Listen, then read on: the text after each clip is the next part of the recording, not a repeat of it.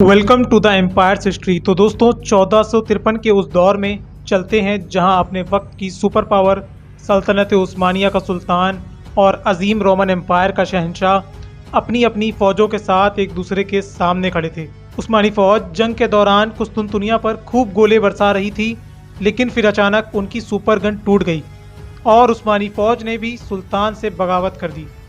फिर क्या हुआ? द एम्पायर्स हिस्ट्री के ऑटोमन एम्पायर सीरीज में हम आपको तारीख की यही नाकाबिले फरामोश जंग की मुकम्मल दास्तान दिखा रहे हैं।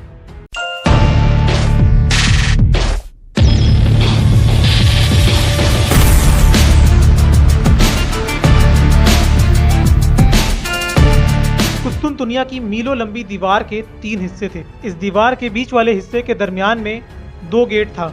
इसी दरमियानी दीवार के सामने सुल्तान ने अपने 50,000 फौजी तैनात कर दिए थे।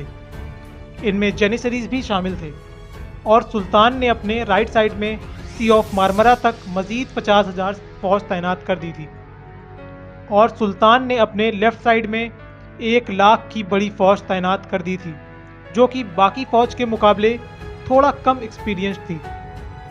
कुस्तुनतुनिया की मीलों लंबी दीवार के सामने सभी तोपें नस्ब कर दी गई। सुपर गन को सुल्तान ने अपने खेमे के सामने ही रखा था ताकि वहां से दीवार के सबसे कमजोर हिस्से को निशाना बनाया जा सके। सुल्तान के इतने बड़े ताकतवर लश्कर के सामने कॉन्स्टेंटाइन 11 ने लगभग अपनी सभी 9,000 की फौज को तैनात कर दिया और सुल्तान की तोपों के सामने कॉन्स्टेंटाइन ने अपनी भी चंद तोपें लगा दी। कॉन्स्टेंटाइन ने सी ऑफ मारमरा पर बराए नाम चंद फौजी ही तैनात कर दिए, जहां हमले के इम्कानात बहुत कम थे।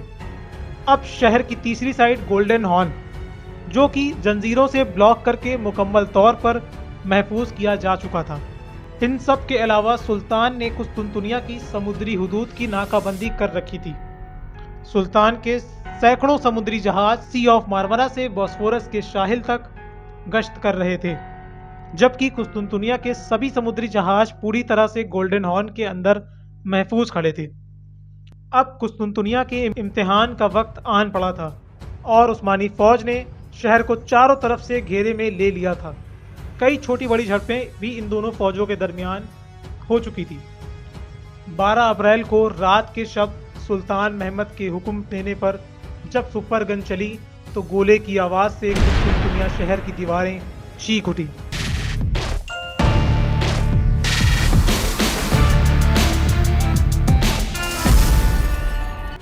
कुस्तुनतुनिया पर रोज़ाना 100 से ज़ायद गोले बरसाए जाते थे, जो कि 100 से 600 किलोग्राम तक वजनी होते थे। इसके साथ साथ पत्थरों की बारिश भी की जाती थी। इन हमलों के जवाब में कुस्तुनतुनिया के मुहाफिजों ने भी अपनी तोपों का मुंह खोल दिया। हमले के दौरान उनकी सबसे बड़ी तोप फट गई। कुस्तुनतुनिया के मुहाफिजों के पास असला और बारूद की भी भारी कमी थी, लेकिन इनको किसी न किसी तरह से हिफाजत तो करनी ही थी। उस्मानी फौज की 1 हफ्ते की बमबारी में ही बैरूनी दीवार का एक बड़ा हिस्सा ढह गया था। उस्मानी फौज सुपर गन से एक दिन में सिर्फ 7 बार फायर कर पाती थी, क्योंकि ये सुपर गन फायर करते ही तुरंत ठंडी और कमजोर होने लगती थी। जब भी जंग के दरमियान उस्मानियों की फायरिंग रुक जाती तो रोमन्स तुरंत ही दीवार के डैमेज हिस्से को रिपेयर कर लेते थे। उस्मानियों ने मौका पाते ही दीवार फलांगने की कोशिशें करी, पर नाकाम रहे और इसके बाद उस्मानी फौज के साथ एक और बड़ा मसला हो गया। उस्मानी फौज का वकार सुपर गन हमले के दौरान फट गई और इसके पास खड़े तोप इंजीनियर ऑर्बन भी मारे गए।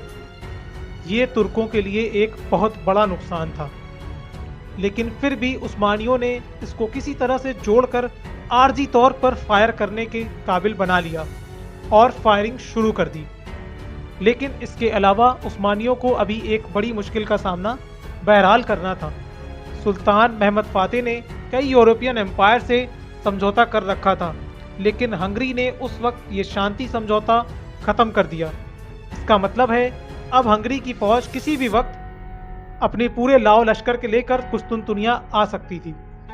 इसी दौरान हंगरी के सफ़ीर, जो कि शांति समझौता ख़त्म करने आए थे, उसने तुर्कों को एक ही जगह पर गोले फायर करते देख हंसने लगा और इसी दौरान उसने दीवार को तोड़ने का एक कारगर फार्मूला बता दिया। हंगेरियन सफ़ीर के बताए हुए फार्मूले के बाद दीवारें तेजी से तबाह होने लगी और दूसरी तरफ कुस्तुनतुनिया के लिए यूरोप की मदद भी आ गई।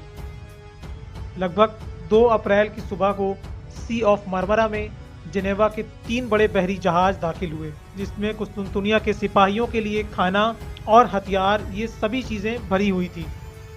सुल्तान को इन जहाज़ों के आने की खबर जैसे ही मिली तो उसने फौरन घोड़े को एड़ लगाई और साहिल पर पहुंच गया और उसने अपने चीफ एडमिरल को ये पैगाम भेजा, तुम इन जहाज़ों को पकड़कर मेरे पास लाओ या फिर जिंदा वापस मत आना। सुल्तान इतना पुरजोश था कि वो बार बार अपने घोड़े को समुंदर में डाल दे रहा था और बुलंद आवाज में पुकार कर अपने सिपाहियों का मोराल हाई कर रहा था। लेकिन जिनेवा से आने वाले जंगी जहाज उस्मानियों के जहाज के मुकाबले में बहुत बड़े थे। इन पर गोलेबारी का कोई खास फर्क नहीं पड़ रहा था। लड़ाई के दौरान काफी नुकसान होने के बाद उस्मानी नेवी पीछे हट गई और कुस्तुनतुनिया की फौज ने जिनेवा की नेवी को गोल्डन हॉर्न की जंजीरें खोल के गोल्डन हॉर्न के अंदर दाखिल कर लिया और वापस से जंजीरें बंद कर दी। जैसा कि आप जानते हैं कि कुस्तुनतुनिया के पास उस्मानियों के खिलाफ सिर्फ वक्त ही तो था, जो कि जिनेवा के इमदादी बहरी जहाज़ों के आने के बाद कुस्तुनतुनिया मजीद वक्त तक मुहासरे को झेल सकने के काबिल हो गया था। इस वाक़ये के बाद सुल्तान ने अपने एडमिरल को 100 कोड़े लगवाए और उसको एडमिरल के ओहदे से बरतरफ कर दिया और हमजा बे को नया एडमिरल बना दिया। अब सुल्तान ने सूखे रास्ते से अपने बहरी जहाज़ों को गोल्डन हॉर्न में उतारने का फैसला किया। सुल्तान ने गलाटा से गोल्डन हॉर्न तक मीलों लंबी लकड़ी के तख्तों की सड़क बनवाई।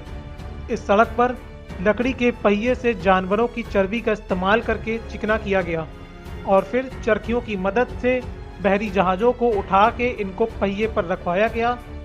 सैकड़ों लोग जहाज को रस्सी की मदद से खींचकर गोल्डन हॉर्न में ले गए और फिर उस्मानियों का जहाज गोल्डन हॉर्न में दाखिल हो गया। अब गोल्डन हॉर्न में मौजूद उस्मानी बहरी जहाज के बारे में सुनकर कुस्तुनतुनिया में कोहराम मच गया। कुस्तुनतुनिया के लोग ये समझ चुके थे कि कुस्तुनतुनिया को बचाना है तो गोल्डन हॉर्न से उस्मानी बहरी बेड़े को निकालना होगा। इसके चलते 28 अप्रैल को कुस्तुनतुनिया के बहरी जहाज़ों ने उस्मानी बहरी बेड़े पर हमला बोल दिया और उस्मानी जहाज़ों को ग्रीक फायर से जलाने की भी कोशिश की, लेकिन नाकाम रहे। बल्कि उनका एक जहाज़ तबाह हो गया और एक बेकार हो गया। इस जंग में उस्मानियों की भी एक कश्ती तबाह हो गई। 7 मई तक उस्मानियों ने शहर पर कुछ बड़े हमले भी कर दिए, लेकिन इसका कोई फायदा होते नजर नहीं आया। और साथ ही साथ उस्मानी फौज ने जो बारूदी सुरंग बिछाने के लिए जो गारें खोद रखी थी, उसमें कुस्तुनतुनिया के मुहाफिजों ने पानी छोड़ दिया था। 23 मई को एक वेनिस का एक बहरी जहाज कुस्तुनतुनिया की तरफ आया।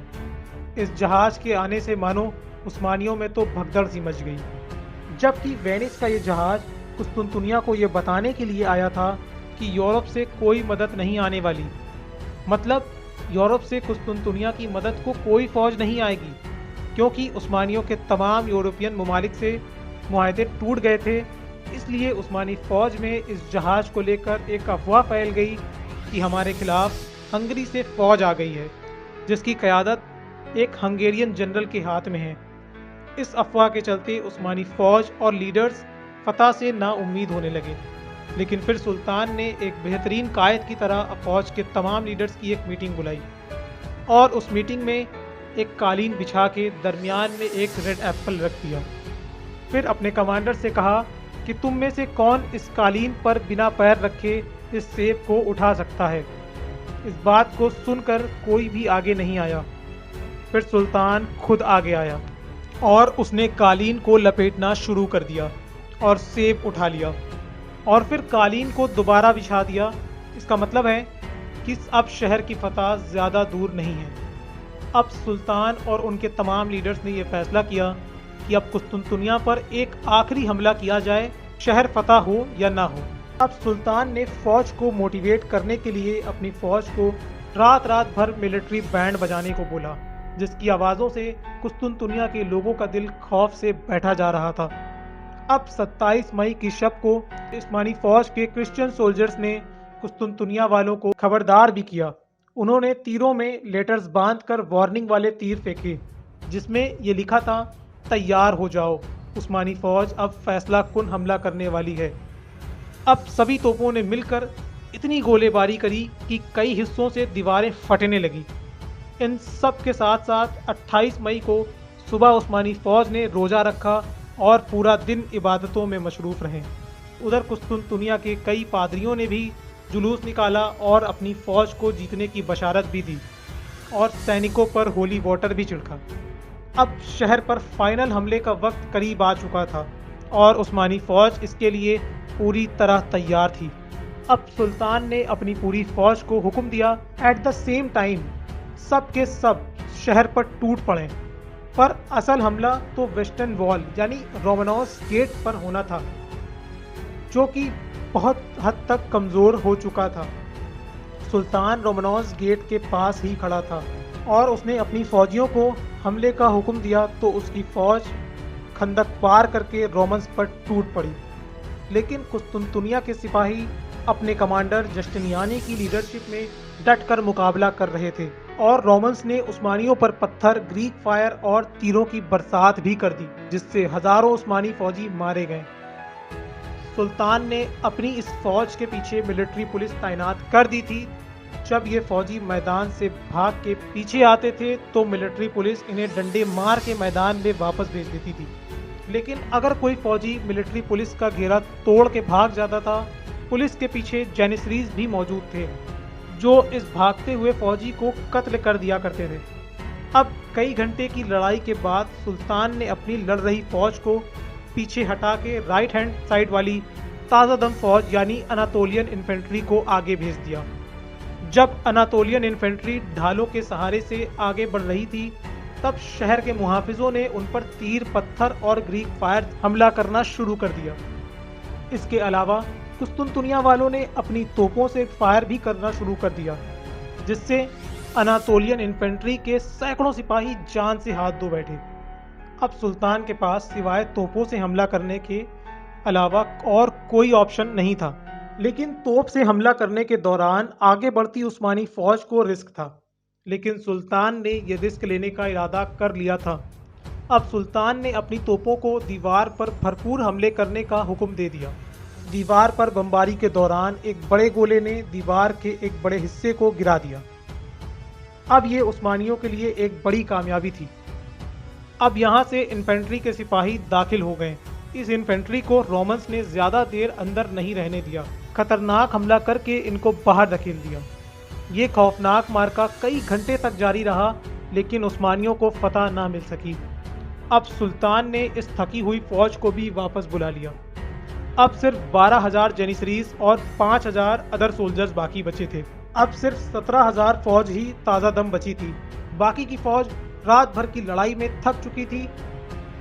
दरअसल सुल्तान रोमन्स को आराम का मौका नहीं देना चाहता था, इसीलिए उसी वक्त सुल्तान ने अपनी बची हुई फौज को भी हमले का हुक्म दे दिया। अब सुल्तान ये बात अच्छी तरह जान रहा था कि ये आखिरी ताज़ा दम दस्ते अगर फेल हो गए तो सिवाय वापसी के और कोई चारा नहीं बचेगा। अब इस हमले को स्पेशल फोर्स यानी जेनिसरीज लीड कर रहे थे। लेकिन इतनी लड़ाई के बाद भी रोमन्स जेनिसरीज के हमले का दिफा बखूबी कर रहे थे। जब तारीख की ये अजीम जंग अपने उरूज पर थी, तभी उस्मानियों को एक ऐसी इंफॉर्मेशन मिल गई जिसने जंग का नक्शा बदल के रख दिया। शहर की वेस्टर्न वॉल के तह में एक सीक्रेट डोर था, जिसे सर्कस डोर भी कहते थे। ये वो दरवाज़ा था जिसे रोमन्स उस्मानियों पर छापामार कार्रवाइयों के लिए इस्तेमाल किया करते थे। 28 मई की रात को रोमन्स ने इस दरवाजे का इस्तेमाल तो किया, लेकिन वापसी में बंद करना भूल गए। इस मंजर को उस्मानी सिपाही ने अपनी आंखों से देख लिया। अब 50 तुर्क सिपाही अंदर दाखिल हो गए और उन्होंने दीवार पर चढ़कर कुस्तुनतुनिया का परचम फाड़ दिया और उस्मानी सल्तनत का परचम लहरा दिया। उधर रोमन कमांडर जस्टिनियानी भी पूरी तरह जख्मी हो गया था, तो उसके साथी भी शहर छोड़कर उसके पीछे पीछे निकल गए। अब जस्टिनियानी और उसके साथियों के हट जाने से दीवार का दिफा बेहद कमज़ोर हो चुका था। इसी लम्हे जेनिसरीज का आगा हसन अपने साथियों के साथ दीवार पर चढ़ने में सफल हो गया और उस्मानी परचम लहरा दिया। लेकिन इसके बदले में इन सबको अपनी जान की कुर्बानी देनी पड़ी। लेकिन बाहर मौजूद उस्मानी फौज और अंदर की रोमन फौज को ये पता चल गया कि 29 मई 1453 की सुबह 7 बजे का वक्त था कि कॉन्स्टेंटाइनोपल पूरे 1000 साल बाद सल्तनत उस्मानिया के हाथों फतह हो चुका था। अब जनिसरीस शहर में दाखिल हो चुके थे। इसको देखकर थकी हुई उस्मानी फौज भी जनिसरीस के पीछे पीछे शहर में दाखिल हो गई और शहर के सभी दरवाजे खोलने लगी। रोमन फौजी अपनी जान बचाने के लिए इधर उधर भाग रहे थे और 700 साल का ये इंतज़ार खत्म हो चुका था। आखिर शहर के फतह हो जाने के बाद उस्मानियों ने शहर में अमन कैसे कायम किया और आखिर कुस्तुनतुनिया की दीवारों में आज भी कौन जिंदा है और आखिर रोमन एम्परर कॉन्स्टेंटाइन 11 का क्या हुआ, हेगिया सोफिया के तहखानों से आखिर कौन सा खजाना मिला था, ये सब कुछ आपको दिखाएंगे सल्तनत उस्मानिया के अगले एपिसोड में।